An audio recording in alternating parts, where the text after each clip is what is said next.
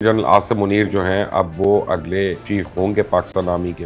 का जो मंतक है वो पता नहीं इमरान खान को समझ आती है कि नहीं आती, लेकिन इमरान खान और आरिफ अलवी ने आज अपनी अकल से ज़्यादा सोचा तो बहुत बुरा होना है इनका। इमरान खान ईस्ट साइड पे भी दुश्मन है हमारे, और हमारे वेस्ट साइड पे भी दुश्मन है, और हमारे अंदर भी दुश्मन है। खुल्लम खुल्ला कह रहा हूँ, इस वीलॉग में कह रहा हूँ, ये याद रखना मेरे अल्फाज इमरान को वशो लुकमान है।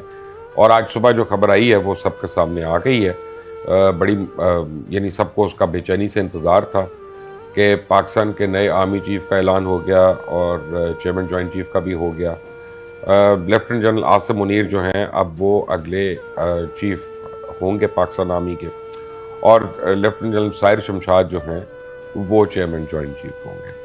अब जो अस्करी हल्के हैं वो इसको बड़ी खुशाइन तरीके से देख रहे हैं। वो कह रहे हैं कि ये दोनों सीनियर मोस्ट हुए हैं और दोनों डिज़र्व करते हैं। खैर, डिज़र्व तो सारे जनरल्स करते हैं कि जिसकी भी बारी आए और जो लगेगा आई एम कन्विंस कि वो सारे उतने ही अच्छे होंगे जितना कोई भी हो सकता है। और आजकल अब प्रॉब्लम यह है कि इमरान खान का जो मंतक है वो पता नहीं इमरान खान को समझ आती है कि नहीं आती, लेकिन दुनिया में किसी और को समझ तो आती नहीं है।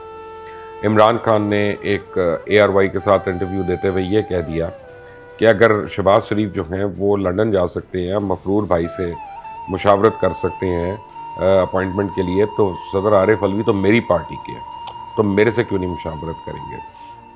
वो ये भूल गए कि उनको हर बात का प्रूफ करना पड़ेगा कभी ना कभी किसी न किसी अदालत में। अगर ये कोई चीज़ चैलेंज हो जाती है, अगर शहबाज शरीफ ही चैलेंज कर देते हैं या नवाज शरीफ चैलेंज कर देते हैं कि कोई हमने मुशावरत नहीं की, इमरान खान ने इल्ज़ाम लगाया और अब उसको प्रूफ करे, तो फिर इमरान खान को कहना पड़ेगा, जिसा कई और चीज़ों पे जाके वो अदालत में कह चुके हैं, कि मैंने तो एक सियासी बयान दिया था, वो उसका हकीकत से कोई ताल्लुक नहीं है। तो इमरान खान की सियासत और हकीकत से जो ताल्लुक है वो अब आप सारों को आहिस्ता आहिस्ता पता चलता जा रहा होगा। यहाँ पे कई जो हैं कॉन्स्पिरेसी थ्योरीज वो दम तोड़ गई, और कई लोग जो अलग अलग अपनी थ्योरीज बेच रहे थे वो भी दम तोड़ गई। काफ़ी लोगों का ख्याल था कि ऐसा नहीं होगा, कुछ ने एक छठे नाम को कह दिया कि जनाब जरदारी साहब जो हैं अब उसको बनवा रहे हैं, तो वो भी नहीं हुआ, और दो सीनियर मोस्ट सेफ एक किस्म की चीज़ जो है वो आगे सामने। लास्ट में अब एक जो चीज़ है कि वो रह गई है कि कह रहे हैं कि जी जनरल आसिम मुनीर जो हैं वो तो उनके ऊपर शायद कुछ लोगों को एतराज़ हो, उनके कमीशन की बुनियाद बना के उसको या उनकी रिटायरमेंट को। तो कैबिनेट ने एक बड़ा इंटेलिजेंट फ़ैसला किया, उन्होंने जनरल आसिम मुनीर की सर्विसेज को रिटेन कर लिया, और रिटेन कर लिया, और ताकि क्योंकि असल में टेक्निकली क्या है कि वो 27 को उन्होंने रिटायर होना था। तो अब अगर फ़र्ज़ करें ये 27 को नहीं 28 को प्रेसिडेंट जो है समरी के ऊपर उन्होंने साइन करना है 2-3 दिन लगा कर, तो वो कह देंगे कि जी वो तो रिटायर हो चुके हैं, तो अब उनका नाम वैलिड नहीं रहा। तो कैबिनेट ने उनको रिटेन कर लिया, और ऑटोमेटिकली आसिम मुनीर साहब जो हैं वो वाइस चीफ ऑफ स्टाफ बन जाएंगे टिल द टाइम प्रेसिडेंट जो है अब उसकी समरी को साइन नहीं करते दोनों के लिए। प्रेसिडेंट आरिफ अलवी जो जाए अब लाहौर आए हैं, हेलीकॉप्टर पकड़ा और लाहौर आ गए इमरान खान से मुलाकात करने, तो अगर तो ये बात वो तस्लीम कर लेते हैं कि उन्होंने इमरान खान से मुशावरत की इन नामों के ऊपर, तो फिर प्रेसिडेंट आरिफ अलवी के ऊपर इम्पीचमेंट हो सकती है, उनके ऊपर कॉन्स्टिट्यूशन की सबवर्जन का उसके बाद केस भी हो सकता है, और ना सिर्फ ये कि वो अपने ओहदे से बर्खास्त हो सकते हैं बल्कि इसकी उनको बहुत सज़ा भी मिल सकती है। और यानी ये बड़ा एक सीरियस इशू है, वो ऐसा नहीं कर सकते।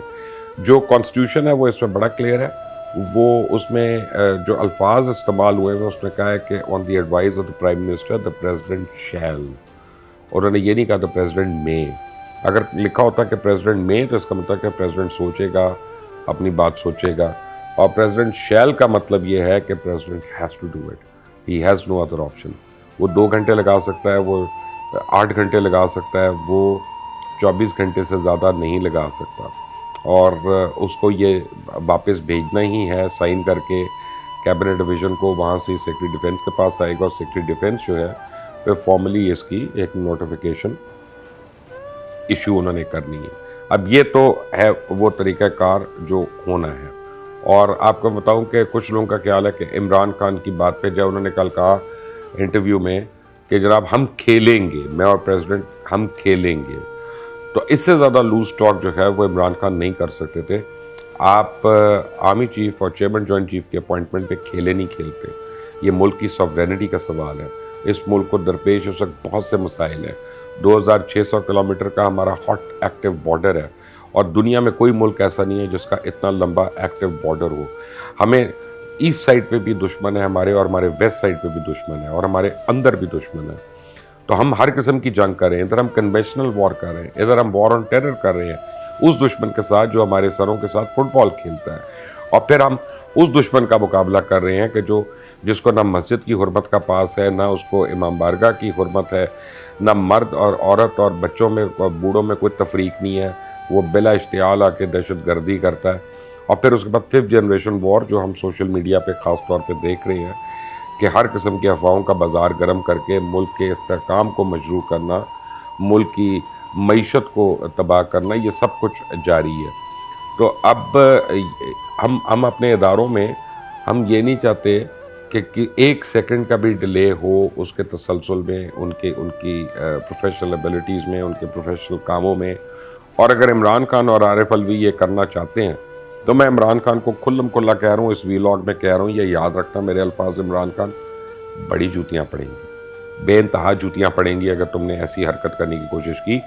और अभी तुम इस जोम में ना रहना कि आरिफ अलवी मेरी पार्टी का है, क्योंकि जब उन्होंने ओथ लिया था तो वो किसी भी पार्टी से ऊपर निकल गए थे। फिर वो पाकिस्तान के सदर हैं, वो किसी पार्टी के सदर नहीं है। और दूसरी बात कि प्लीज़ ज़रा इंसान को अपने कद का एहसास होना चाहिए, अपनी जुराबों में रहना चाहिए। उसकी वजह यह है कि जब आप वज़ीर-ए-आज़म पाकिस्तान थे और अक्ल कुल थे और तमाम इदारे आपके सबसर्विएंट थे और आपको रिपोर्ट करते थे, उस वक्त भी आप DGISI जो है वो नहीं रोक सकते, जिसको GHQ ने आपको नाम भेज दिया था। उन्होंने एक ही नाम आपको भेजा था। आप लोगों के आगे आके ड्रामे करते रहे कि मैं 3 नाम आएंगे, मैं उनका इंटरव्यू करूंगा, फिर मैं डिसाइड करूंगा और ये होगा।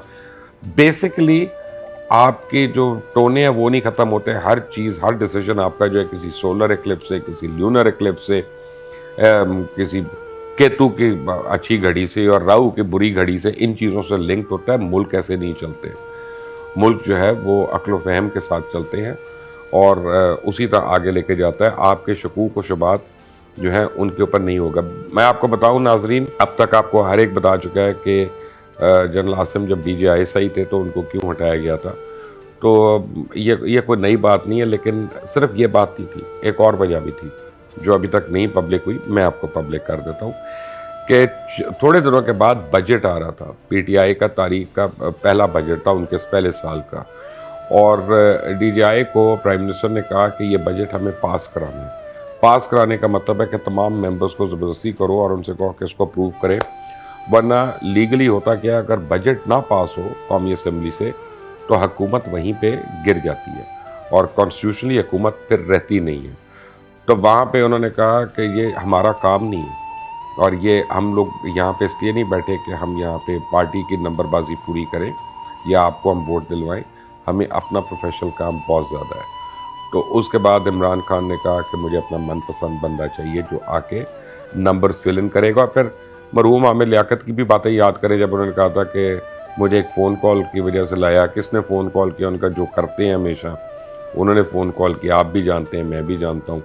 तो ये सारी बातें आपके सामने हैं। और ये अब ओरियाना फलाची ने कहा था ना अपनी बुक में, इंटरव्यू विद हिस्ट्री में, कि we do not read about history any more, we experience history as we go through it.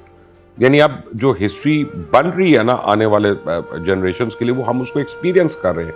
जब वर्ल्ड ट्रेड सेंटर में अगर आके जहाज़ जाके लगा था तो वो इमेज लोगों ने खुद देख लिया था, और उसके बाद में कोई लिखे, कोई पढ़े, जो मर्जी हो, उन्होंने वो इमेजेस खुद देखे, उन्होंने अपने ओपिनियंस खुद बना लिए थे, और उसी तरह वो ट्रैवल कर रही है तारीख सारी।